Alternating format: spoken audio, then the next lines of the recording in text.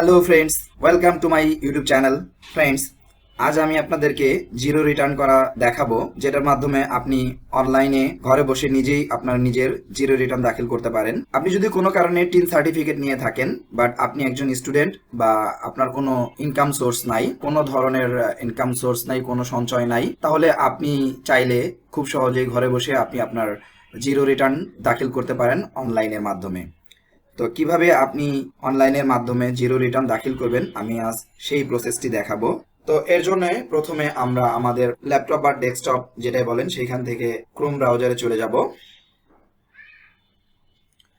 Chrome ব্রাউজারে গিয়ে search বারে টাইপ করব eReturn।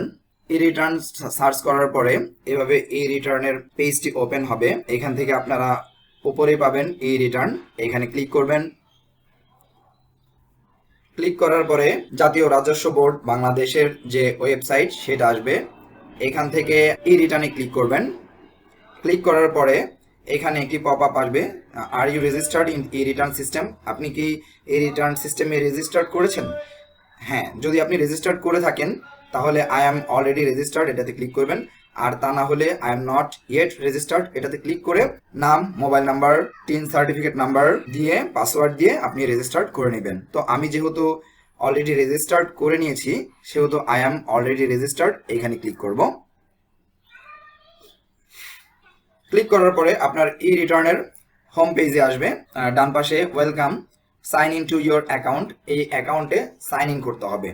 যেহেতু আমি রেজিস্টার্ড করেছি তো আমি এখান থেকে জাস্ট সাইন ইন করব। আর সাইন ইন করার জন্য আপনার এখানে আপনার টিন নাম্বারটা দিয়ে দিবেন এবং সেই সাথে আপনার পাসওয়ার্ডটাও নিচে টাইপ করে দিবেন।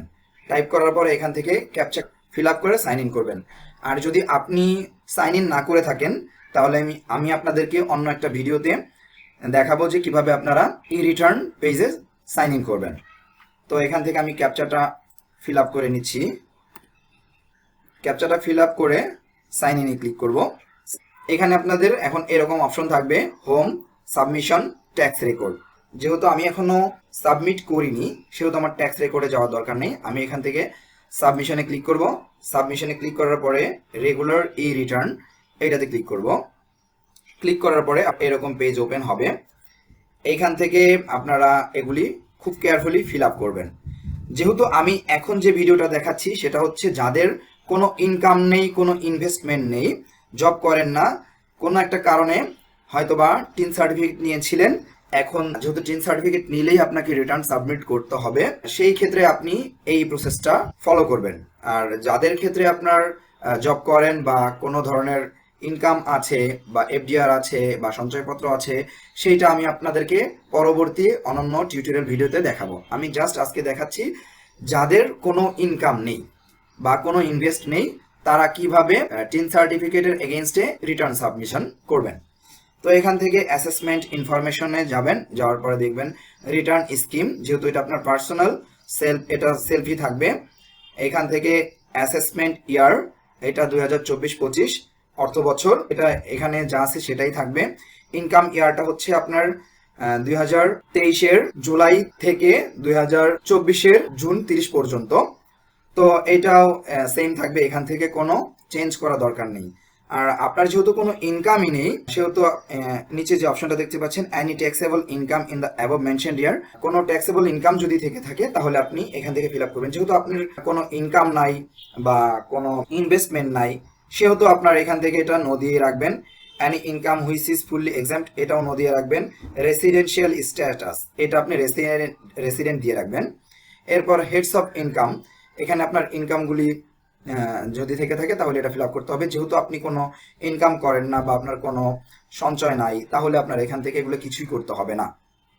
দেন এখান থেকে সেভ অ্যান্ড কন্টিনিউতে কন্টিনিউ দিবেন। এখানে claim tax rebate for investment, আপনি যদি কোনো ইনভেস্ট করে থাকেন তাহলে তার বিপরীতে আপনাকে ট্যাক্স রিবেট করে দিবে। তো যেহেতু আপনার কোনো ইনভেস্ট নাই সেহেতু এটা দেওয়ার কোনো প্রশ্নই আসে না। শেয়ার হোল্ডার, এটাও নাই, এটাও নো থাকবে। আইটি 10B রিকোয়ারমেন্টস, এখানে আপনার ওয়েলথ যদি 15 লাখের ওপরে হয় তাহলে ইয়েস দিবেন। যেহেতু আপনার 50 লাখ কোনো ইনভেস্টই নাই তাহলে আপনার এটা নো দিবেন। ওন কার নো দিবেন। অফসেট প্রপার্টি নো, সবগুলো এখানে নো দিয়ে দিবেন। এখানে অ্যামাউন্ট 0 দিবেন যেহেতু আপনার গ্রস কোনো ওয়েলথ নাই, অর্থাৎ আপনার টোটাল কোনো আপনি স্টুডেন্ট বা বেকার। তো সেক্ষেত্রে আপনি এটা সেভ অ্যান্ড কন্টিনিউ দিবেন।